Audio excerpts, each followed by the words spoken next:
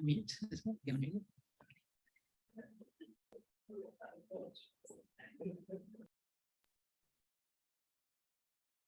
All right, let's make a start.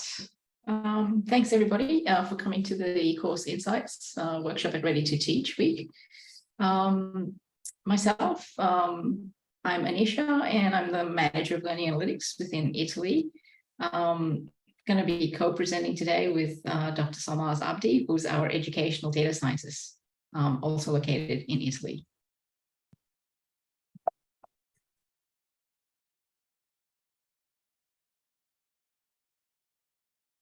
I'll start with the Acknowledgement of Country. The University of Queensland acknowledges the traditional owners and their custodianship of the lands on which UQ operates.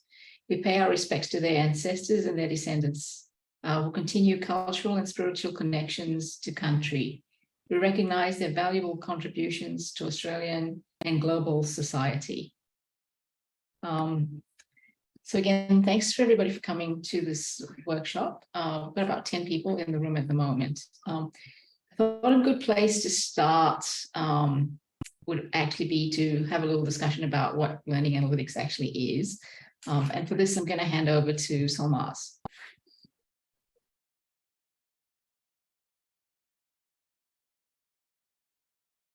Thank you. Hello, everyone. Thanks for coming to this presentation. My name is Solmaz. So let me start this presentation by providing a brief overview of what learning analytics is. So in its formal definition, learning analytics is the process of measuring, collecting, analyzing, and interpreting data about learners and the environment in which happen to enhance a student's learning experience. But in simpler words, it's about having access to insights about a student's performance, behavior, and engagement in the course. This information can help us to understand how students learn and how to make learning more effective for students. From the results of many previous research studies, there are many benefits that are reported about the benefits of learning analytics. These benefits include gaining insights into a student's behavior, progress, and outcome. It helps to provide a holistic view of a student's performance, engagement, and their learning patterns. And it also helps educators in providing personalized intervention, targeted feedback, or tailored instructional strategies. It's also very helpful in facilitating the early identification of struggling students, which in turn can be used to provide timely feedback and interventions for these students and give them a better chance of going on track within the course content and being successful at the end of the course. It also helps with enhancing assessment and feedback processes within the class. With the reported benefits of learning analytics in the learning analytics team at UQ, we worked on developing a centralized teacher-facing dashboard that integrates data from multiple educational platforms, with the aim of providing a comprehensive view of a student's performance and engagement across various educational tools that are being used within UQ, and eliminating the need for educators to going through each single platforms to gain insight about how students are doing in each of them, while they are trying to make data-driven decisions based on this kind of information. And the benefits of using Course Insights includes providing a single access point to view and analyze a student's engagement, performance, and assessments. It eliminates the need to navigate through multiple platforms and systems, which is very time-consuming for educators. And it helps with gaining a comprehensive view of a student's engagement and performance. The data that is provided at the class level can be used to tailor instructional strategies that is appropriate for the course, and at the individual student level can be used to provide targeted feedback and intervention. It also supports data-informed decision makings for learning designers or tutors or other teaching staff that are involved in the course. So let me jump into Course Insight to give you an overview of how it works.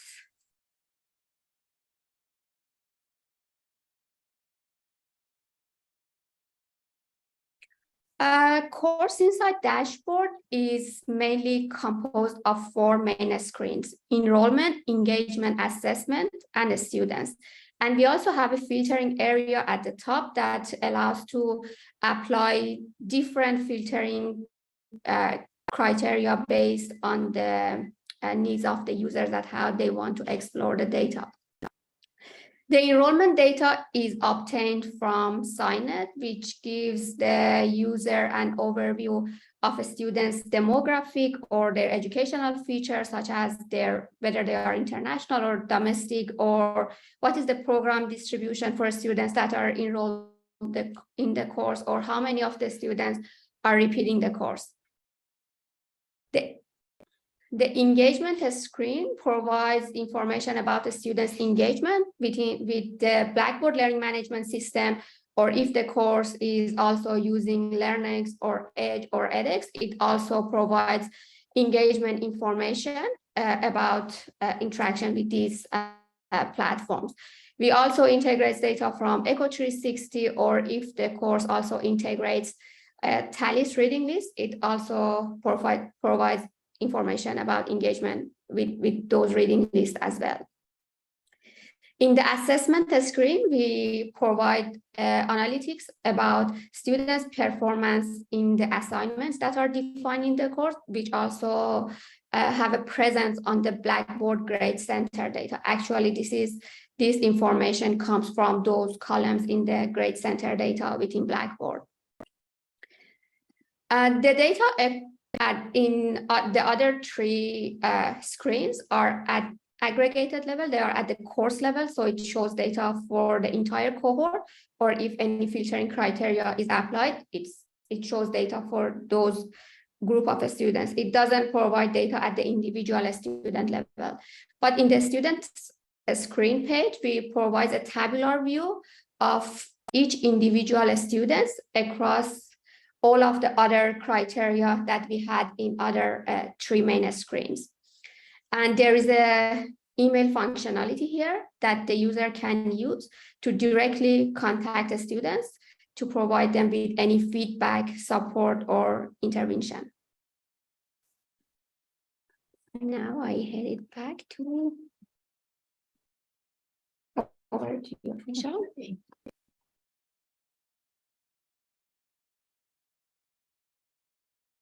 All right. Okay, thank you, Solange. We're now going to go into some case studies or user cases for using Course Insights. Particularly, I think Course Insights does provide valuable data. It's updated in close to real time, so we get live feeds from most of the systems and update it daily in Course Insights. We do realize, though, that course coordinators have a really heavy workload. And this is brought us to the idea that, Course Insights might not be something that you engage with every day or even every week. But what we're really proposing is that you can select different points in time or particular weeks within a course that fit with your course schedule or your course life cycle, and then use Course Insights within those particular weeks. So we've basically come together or pulled in 4 cases. I'm going to take you through 3 of them, and then the 4th I will have you work through on your own as a little bit of an activity using our training site. So particularly the first use case is something that you would probably engage with as a course coordinator right before the course is starting. So, your ECP has been published, students have enrolled in your course. It's probably the week before a week, getting to know your students. At this point in time, there are things that, might be useful to know, such as what programs are students enrolled in? How does the international/domestic distribution split look in your course? And then also, are there any students that are repeating this course? So you'd probably like to know how many of these students that are repeating the course there are, but also who they are and how you want to monitor them. So I'm going to swap back into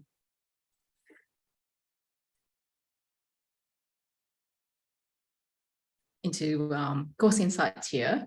And for this, I'm going to go back to the enrollment screen particularly. So you can see on the enrollment screen, we've got these cards at the top. So we've got the number of students that are actually enrolled in the course, the number of those students that are actually international, and then break that down into students that are actually non-English speaking. We've also got the number of students that are repeating the course. And here you can see we've got the program distribution. Basically, a lot of the students in this particular course are coming from the Bachelor of Science and the Bachelor of Biomedical Science. We do show things like age distribution here as well, and a language distribution. Now, an important feature of Course Insights is the filters, and just about all the metrics that we pull in are available as a filter in here as well. So we've got different enrollment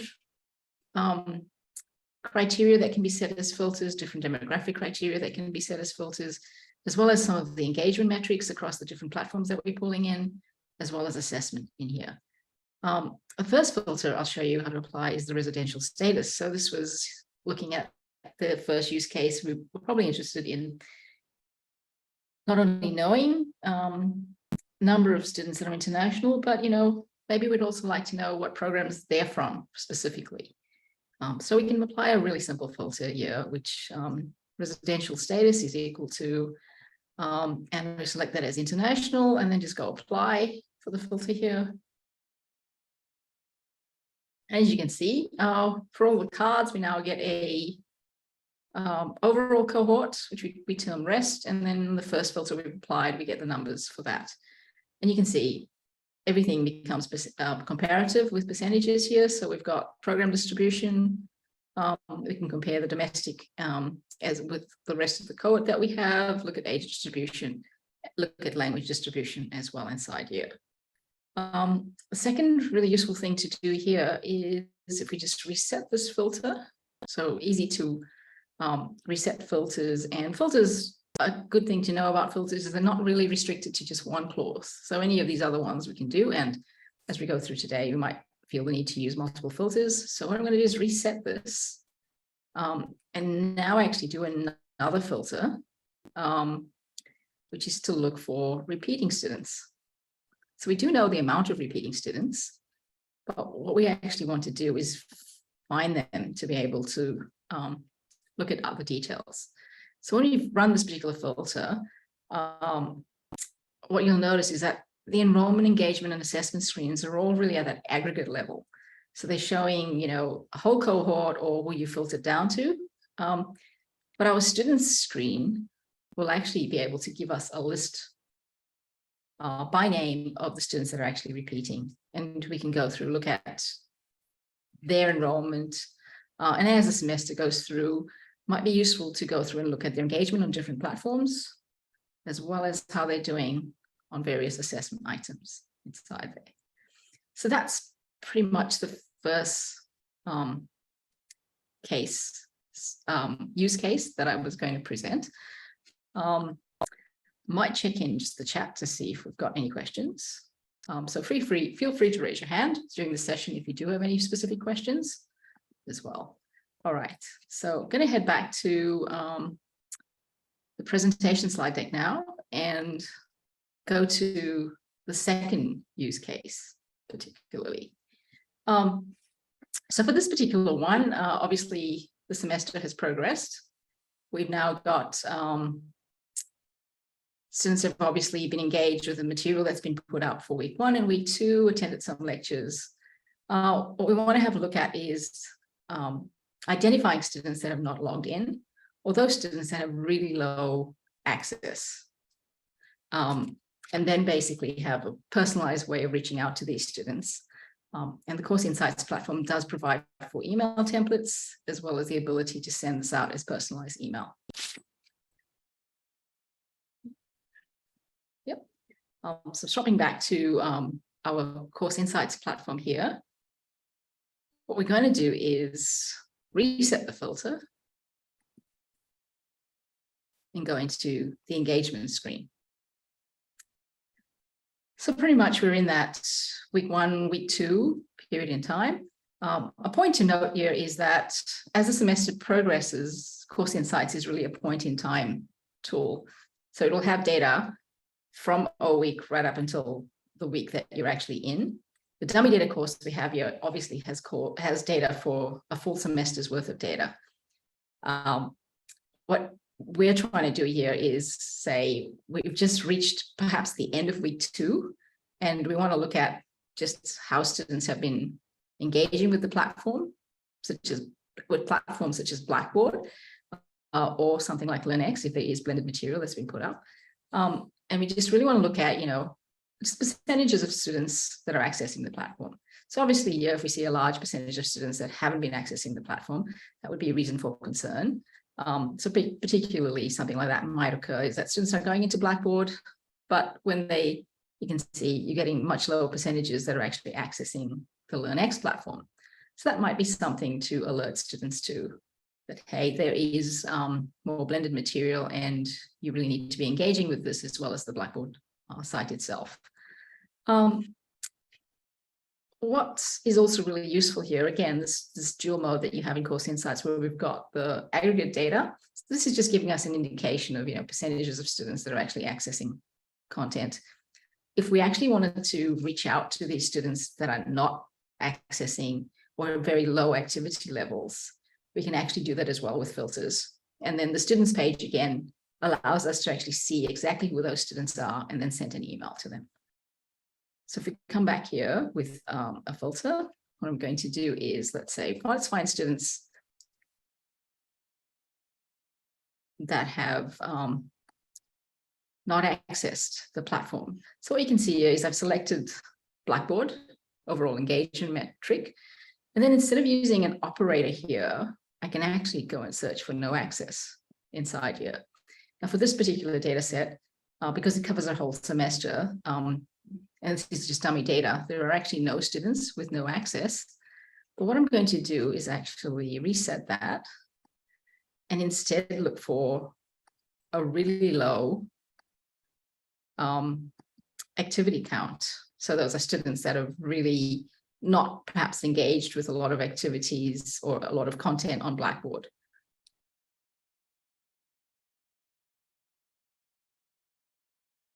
So you can see how you can build up these filters.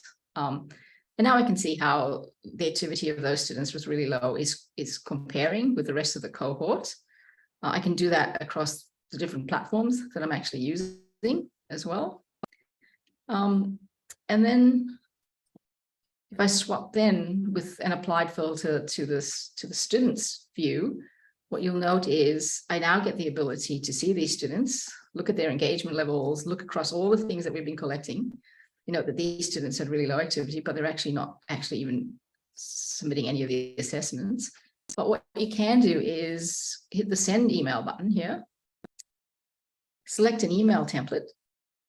So pretty much, let's choose one here. We've got some default templates as well as your own custom templates. And basically you can provide students with some feedback here. What you'll note is we can use these placeholders to indicate the course code. So you don't have to actually put in your course codes. This will just get dynamically inserted. It also inserts the first name here. Gives you some sample text to start with, but this is fully editable by you, and you can then resave this as a template if you so wish to, and then hit the send button. Questions I usually get asked here are, do students get to see other students that are receiving this email? No. This will be emailed out to each student individually, and you can actually choose to set a reply option back to yourself. So you can put in your particular email address there as well if you wanted students to be able to respond to you about it. And any sort of placeholders that are used are dynamically inserted when these emails are sent out. So it will be personalized. We'll have the student's first name. You'll have the custom course code. If you do require any other placeholders, please just send us an email and let us know. So that's the second use case that I wanted to show you. Obviously, hitting the send here will send out emails to these 17 students and close this particular window.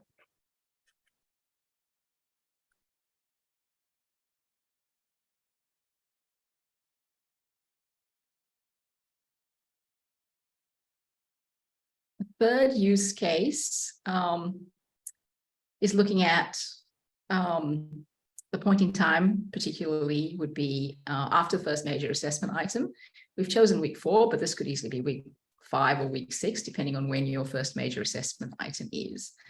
And now what we want to do is send something personalized to students that have perhaps failed or didn't do so well in the first assessment item, as well as review the engagement levels of these particular students.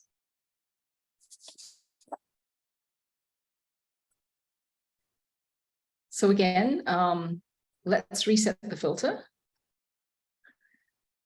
Let's go have a look at assessment though, because there's some charts here that can help us look through assessment. So particularly, we've made improvements as of semester 1 this year to the assessment flow Sankey. Here we're pulling in data from Blackboard Grade Center. So we pull in all the columns from Blackboard Grade Center, and we do realize that sometimes there are a lot of different columns in Blackboard Grade Center. So there's two things. Because it's hard for us to automatically match this to ECP and only include the assessment items that are graded, we do provide some handy little tools within Course Insights. So one, you can actually turn on and off different assessment items. You can also reorder them. So let's say the midterm particularly came before assignment 2. So you've got the ability to both reorder as well as select what appears here, which is really a really big help if you've got lots of items in your gradebook. So we can close this over here, and now you can basically see that just how students' grades are changing between assessment items. In a future release of Course Insights, we are going to put a little mouse over and allow you to actually filter based on the transition between assignments. So that's coming really soon, and we think that will be a handy addition to Course Insights. But right now, we really just want to find the students that have failed this particular assessment item to reach out to them, essentially. So what we can do is apply a filter again. So here we've got the assessment items, and we're actually going to say less than equal to 50%. Apply this, and now we've actually, for all these different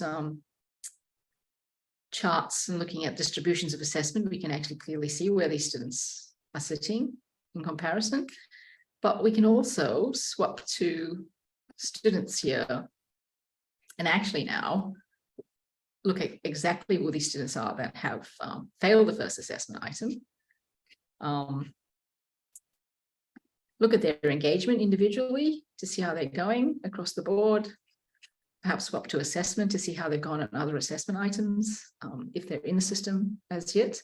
And then I guess the same thing, we can actually send them a personalized email. And so it could be low engagement, or it could be not engaged recently, or pre-assessment check-in.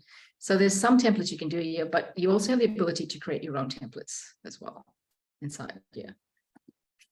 So that's the end of the third use case. We'll head back to Course Insights. And we actually have an activity. So this is something we wanted you to try, and we've given you the URL for Course Insights here.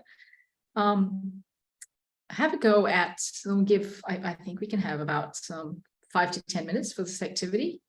Have a go at trying to apply a filter for students that have not submitted the midterm assessment item. So these would be students that, not even getting a grade of 0, they actually didn't submit anything. Sorry, so I lose my voice a little bit.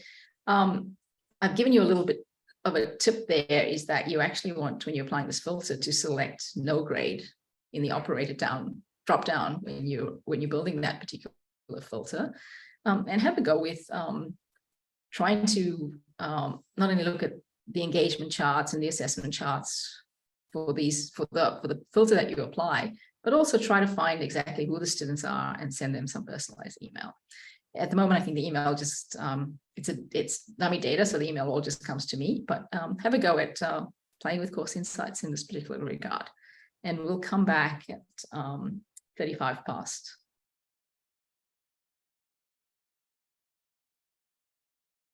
So I'll actually share this particular URL with you, and we'll come back.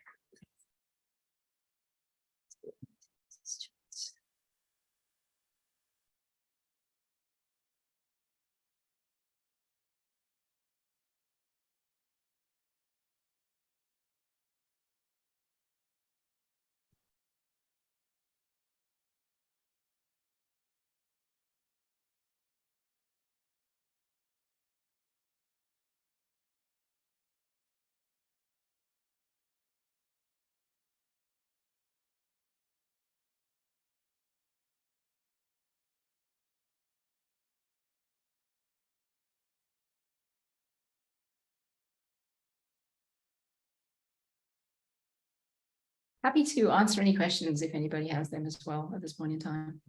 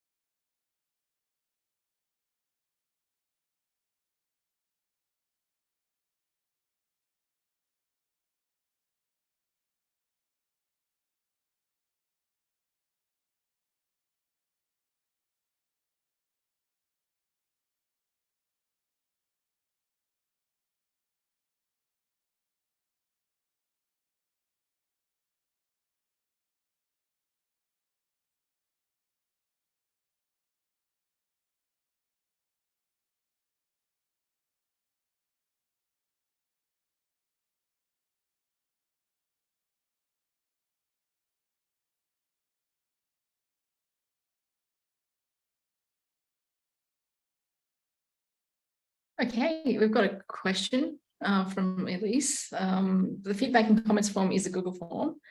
So I guess you're talking about this in Course Insights. Yes, you are correct.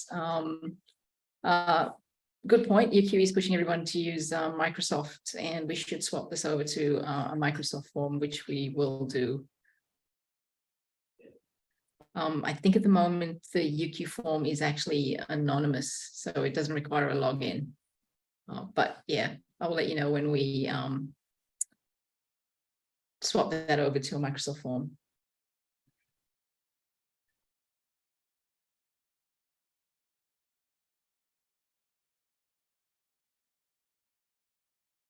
Okay, so we've got another question here from Tim.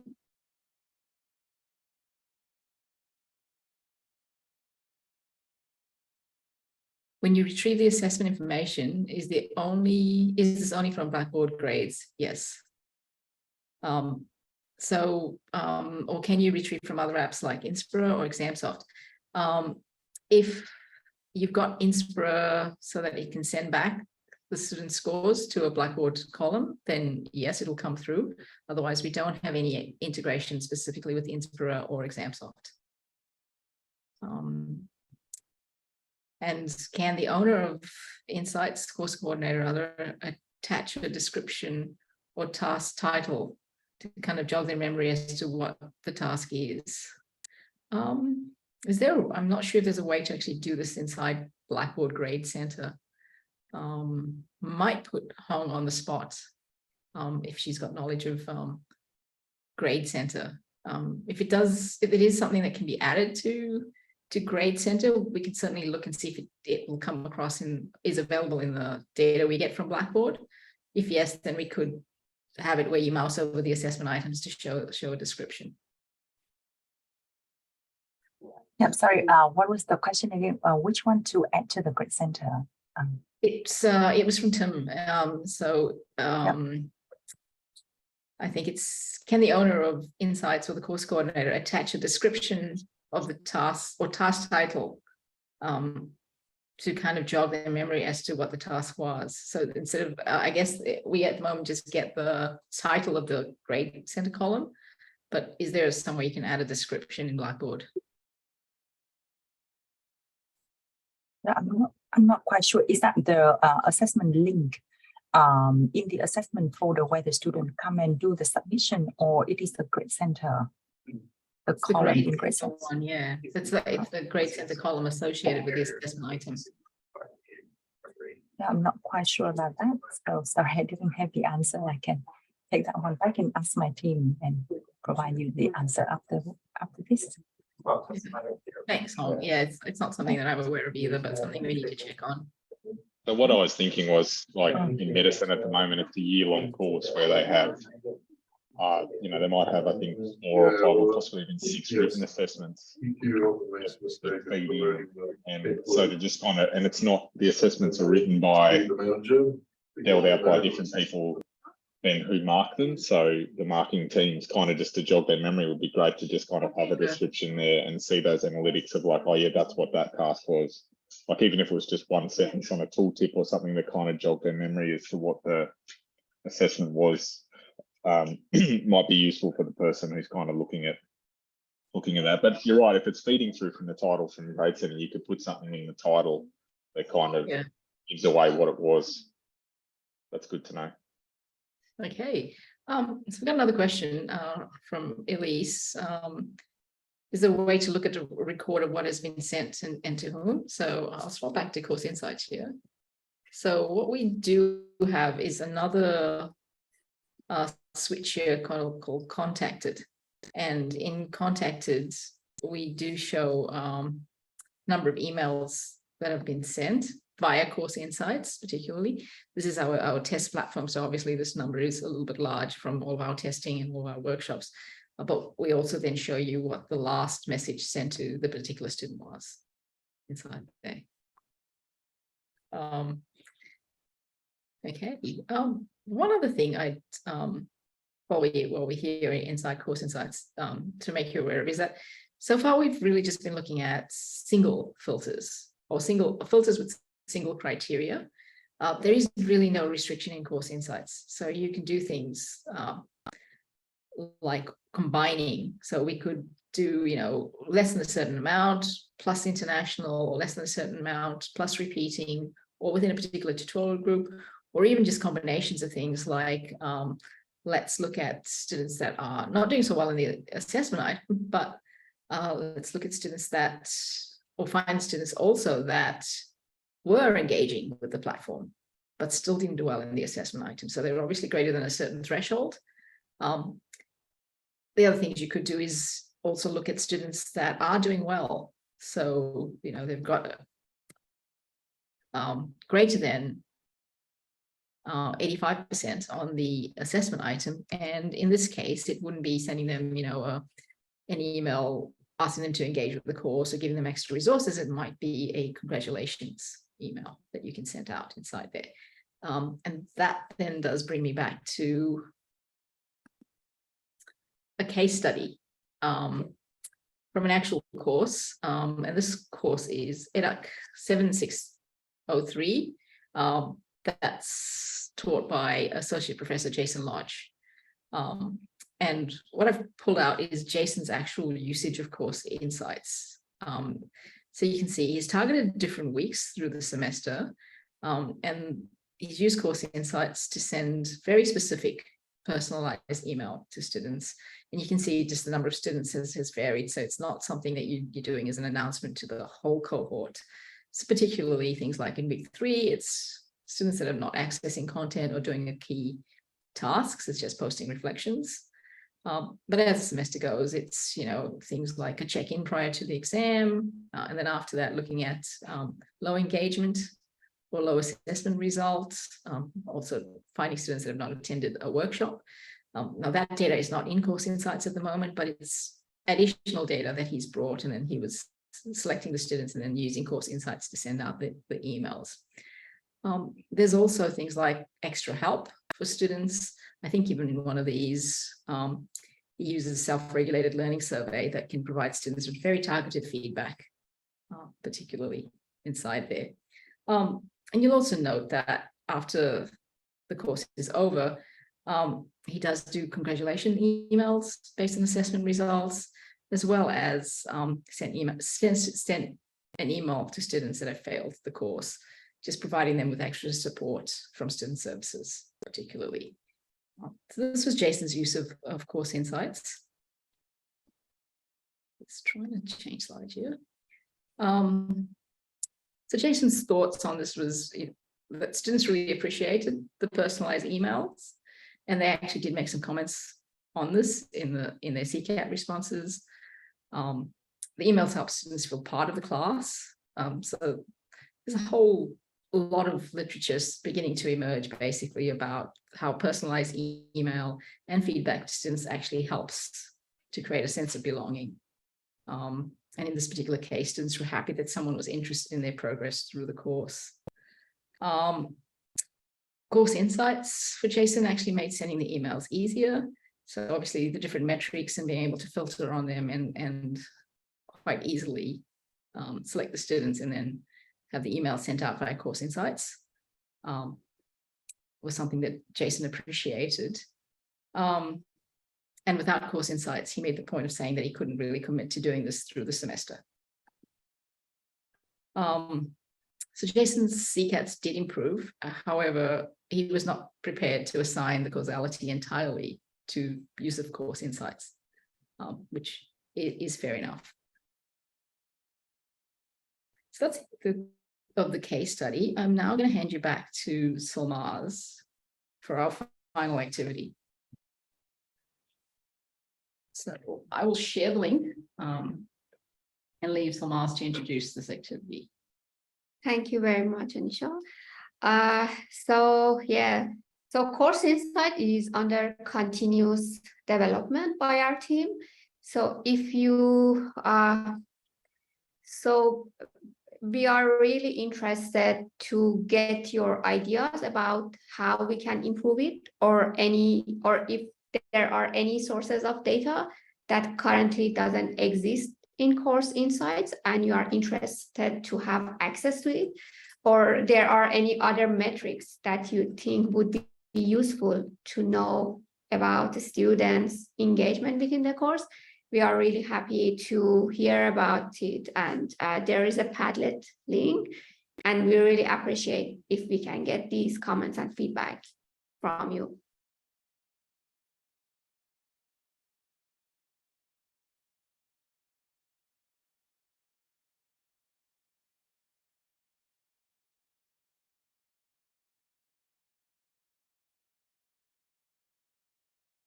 Yeah, so there are two specific sections with about the sources of data or ideas that you think can be added, or the metrics that you think can be useful.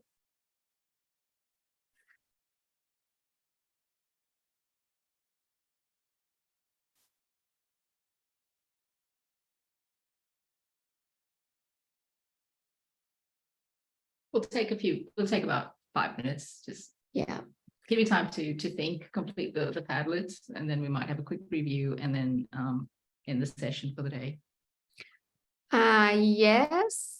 Yes, you would get access to that training link. It's always available.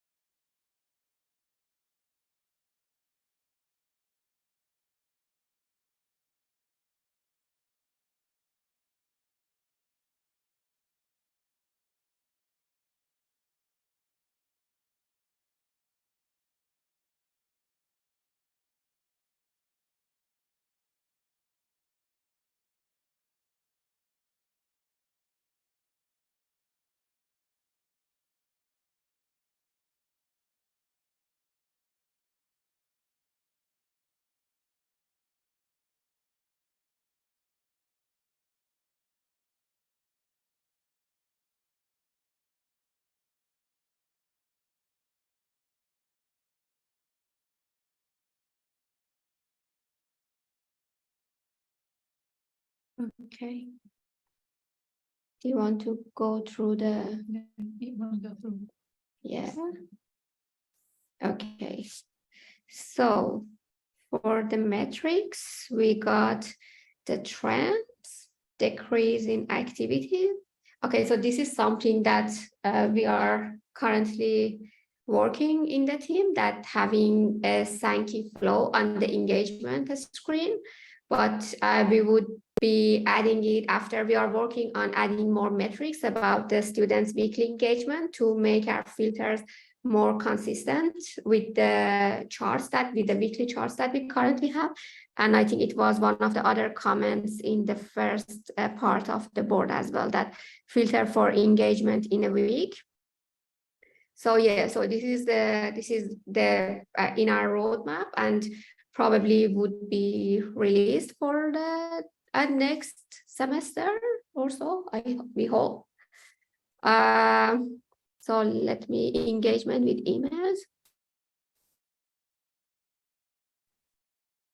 Yeah, okay. Okay. Oh, we get lots of feedback here. Generative AI for emails to create initial responses. Yeah, that's a very good idea. And we also got this idea from Hassan before, and it's also in our roadmap to add AI integrated as part of course insights. We got a bunch of good ideas.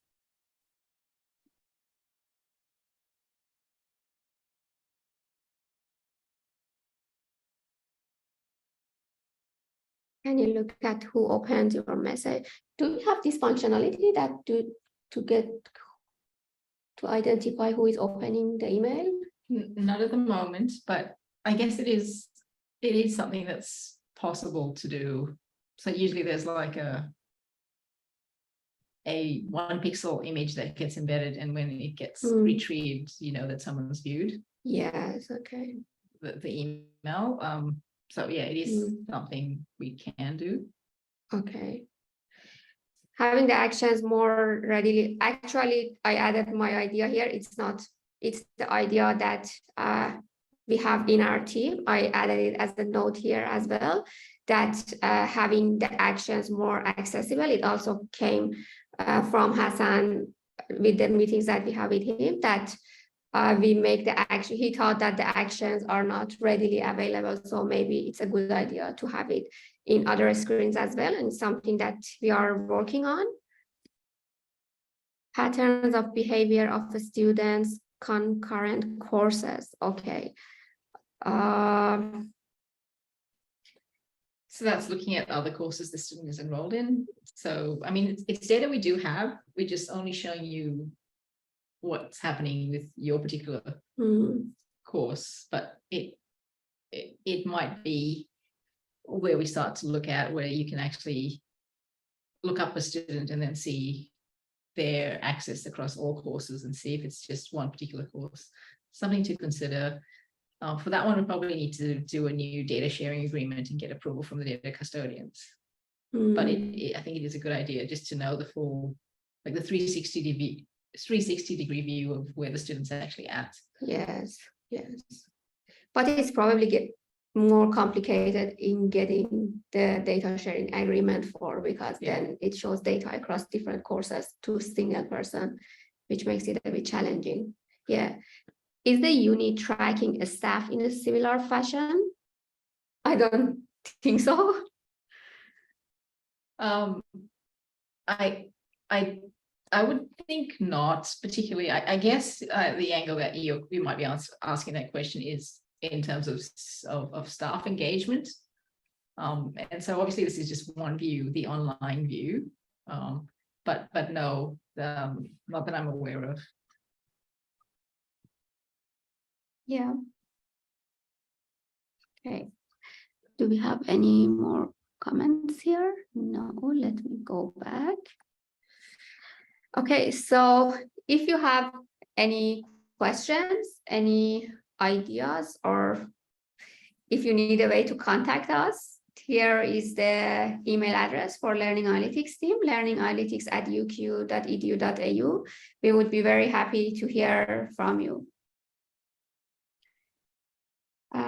Thanks very much for attending this workshop and presentation. If you have any questions, just feel free to ask. Yes, thank you, everybody. Thanks for coming along. And if you do have any follow-up questions or any other ideas, please feel free to engage with the team. Do we have any?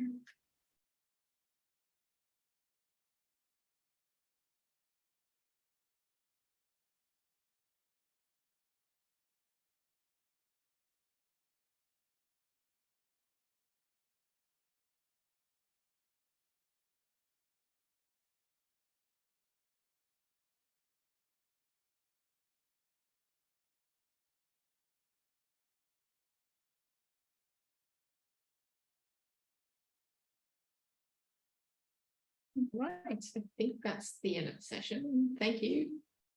Yeah, thank you everyone for attending the session. It was great having you here. Bye.